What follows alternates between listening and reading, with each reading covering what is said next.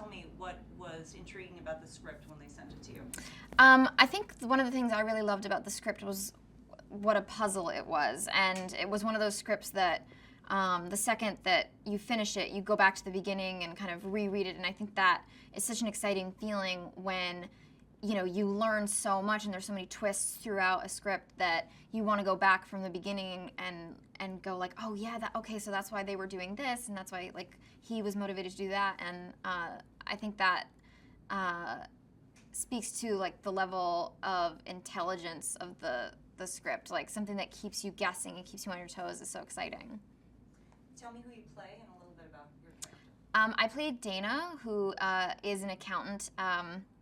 And she notices some discrepancies in the books of this major corporation, and she brings that to the attention of some higher ups, and she doesn't realize at all like what exactly it is that she's uncovered, and this kind of mystery unravels, and Ben Affleck's character Christian shows up, and he kind of wants to keep her out of it for a while, but she ends up in this mystery with him and kind of getting more than she bargained for. What is unique about this film? It seems like, the script for sure, it's like got a lot of twists and turns and stuff. What is special about it? I think one of the things that's really special about it is the family element. Like it really speaks to the way that family affects us and who we become because of our family. And on top of this kind of intrigue plot and all these action sequences, there's this really compelling through line about family and the bonds that family creates and just how it shapes who you are and the life that you lead. Tell me, did you do any preparation to play this accounting whiz? Because she's kind of, Ben Affleck is a savant, but you can match him kind of, right? Yeah, I definitely got the script, and my first thought was I need to talk to my mom about this because she is a CPA. So even though it's kind of, it's not against the rules, but it sort of would be frowned upon, I sent the script to my mom so that she could kind of talk me through everything, and I was like on the phone with her for a long time scribbling notes about like, I just wanted to make sure that I knew what I was talking about. Like, it wasn't the kind of thing where I read the script and I didn't understand it. Like, you still completely get all the puzzle pieces, but I was like, if I'm going to say some of this lingo, I should probably know what it means. Oh, that's cool. You had your own in-house technical Yeah. advisor standing by. What did you like most about the character itself as far as, like, it sounds like maybe you can bring a little bit more levity, like it's very serious, on Ben's side, but you can bring a little bit more spark to the relationship. Yeah, I think it was like one of those films where I was like, do I need to play this like really serious? Am I going to be allowed to, have moments of levity? And I think that was really encouraged because I think no matter how dramatic a film is or what the subject matter is, it's always nice to have those moments where, the audience is allowed to smile and break and kind of acknowledge the absurdity of the situations. And I was really grateful that that I was allowed to kind of flounder a little bit in some of those scenes and like just relish the humor of these two people who share this passion for math, like just struggling to connect with each other and doing it really poorly. Yeah, tell me more about the relationship between Dana and Chris. They're two very different people, but yet they find a common bond.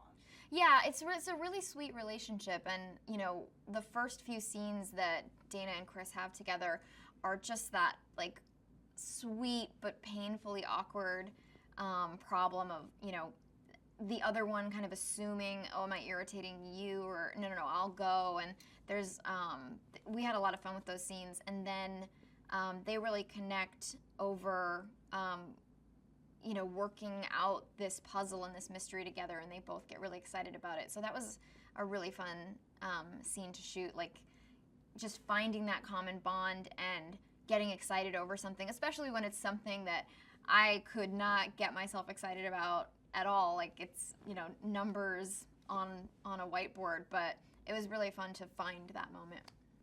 What makes the film particularly entertaining is that there are these dualities sides. Tell me about how that applies to Dana and to Chris.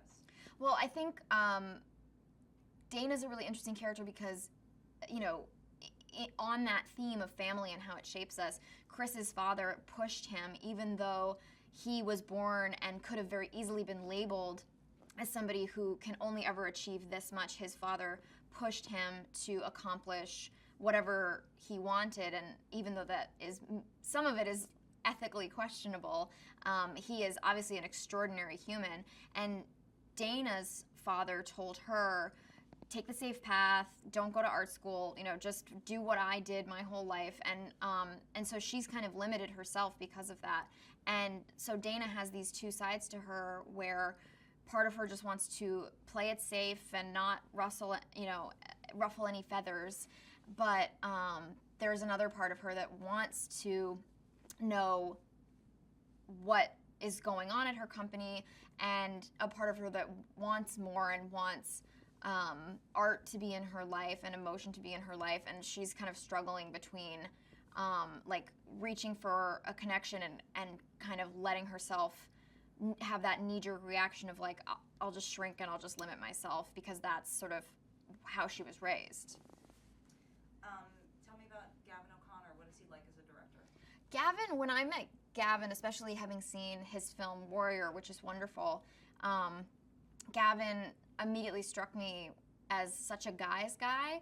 And what's fascinating about guys like that is that sometimes they are sort of, there's a real reverence for their female characters, because there's an element of like, I don't really know what you might be feeling in this situation, so let's talk about it and let's discover it together, because he doesn't presume to know as much as some of the, like particularly the father-son relationships, I think he feels very personally connected to.